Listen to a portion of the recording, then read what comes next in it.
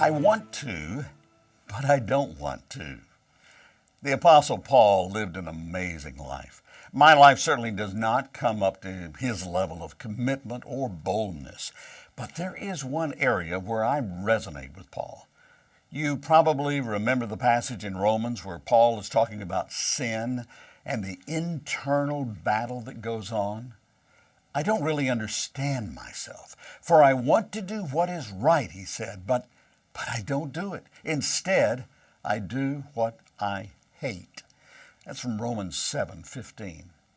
Well, on a smaller scale, I've been carrying a book around for a couple of weeks, knowing I need to dig into it, but am reluctant to pull it out of my briefcase. It's a book on holiness, and it's taken from some sermons by Henry Blackaby and revised by his son Richard. The Solomon Promise subtitle is The Key to Healing America and Ourselves. Okay, the Healing America part is fine. It's the part about healing ourselves that has me nervous. Like Paul, I know I haven't arrived, especially in the area of holiness. Yet, like Paul, I also recognize there are things I must do, and wrestling with the topic of holiness is one of them.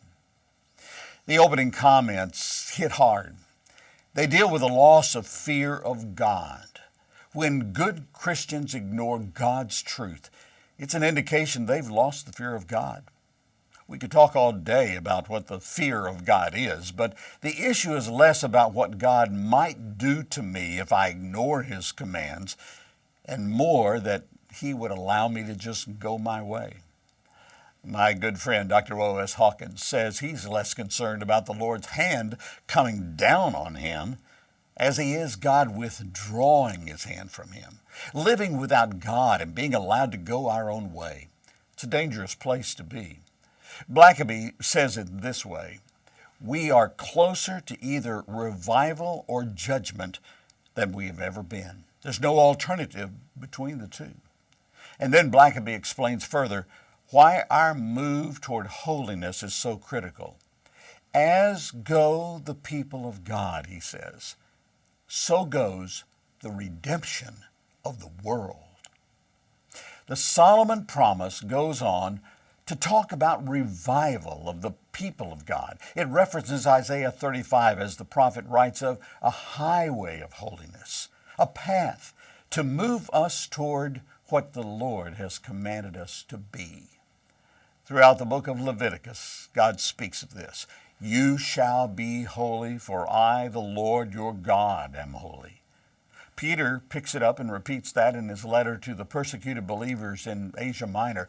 For the scriptures say, Peter wrote, you must be holy because I am holy. 1 Peter 1:16. I know this is a bit different from what I typically share with you, but it's what the Lord has been speaking to me about, to my heart. And I think we all need to park ourselves there for a while and pray for God to show us what is keeping us from fulfilling His command to be holy. And then we need to follow that well-worn Nike slogan and just do it. I want to move out of the weeds of my own self-reliance and sin and plant my feet firmly on that highway of holiness. What do you think would happen in your ministry, in your life, in God's kingdom work around the world if we took that step seriously? Lord, may it be so for me and for these friends, your servants. Would you like to know more about Media Alliance and our global ministry? Check out our website, MEDIALLIANCE.cc. And feel free to share, subscribe, and like these videos. Thanks so much. And God's best.